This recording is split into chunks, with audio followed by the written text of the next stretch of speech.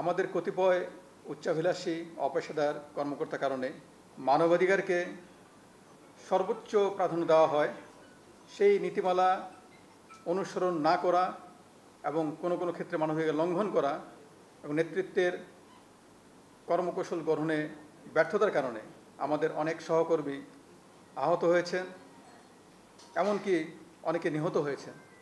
Police ইউনিটের সব officer এবং ফোর্সকে আমরা ইতিমধ্যে নির্দেশনা দিয়েছি, আগামী 8 আগস্ট 2024 তারিখ বৃহস্পতিবার অর্থাৎ আগামীকাল সন্ধ্যার মধ্যে স্ব কর্মস্থলে যোগদান করতে হবে। ইতিমধ্যে এই নির্দেশনা প্রদান করা হয়েছে। পারস্পরিক সৌহার্দ্য, সম্প্রীতি, ভ্রাতৃত্ববোধ এবং মানুষের প্রতি মমত্ববোধে উজ্জীবিত হয়ে আমরা নিজেদের মধ্যে সমন্বয়ের মাধ্যমে এবং সমাজের যত স্টেক হোল্ডার আছে তাদের সঙ্গে সমন্বয়ের মাধ্যমে আমরা সকলে একযোগে কাজ করে উন্নয়ন ও সমৃদ্ধি পথে এগিয়ে যাব ইনশাল্লাহ। প্রিয় সাংবাদিকবৃন্দ,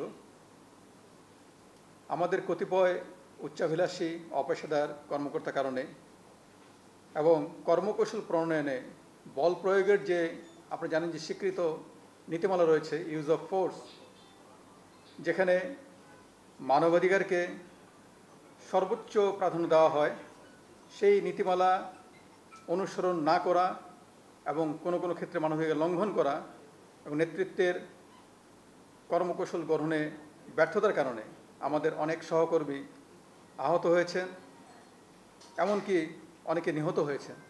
সঠিক প্যাড আর সঠিক তথ্য দিয়ে এসব সামলে নিব এক হয়ে। মোনালিসা স্যানিটারি ন্যাপকিন নিগৃহীত হয়েছেন।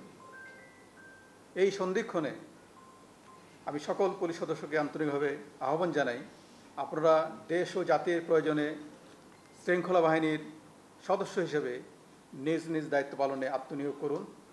আপনাদের জীবনমানের উন্নয়ন এবং সার্বিক কল্যাণ নিশ্চিতকরণে আমরা সকল ধরনের ব্যবস্থা গ্রহণ করব ইনশাআল্লাহ।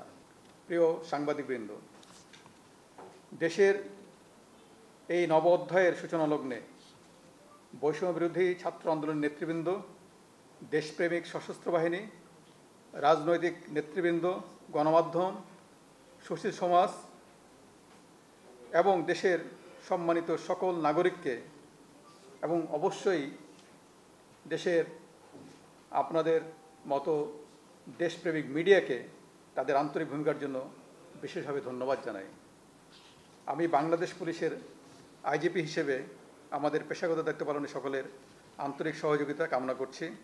সকলের সম্মিলিত প্রচেষ্টায় আমরা একটি সুখী, সমৃদ্ধ, শান্তিপূর্ণ এবং নিরাপদ বাংলাদেশ গড়ে তুলব ইনশাআল্লাহ।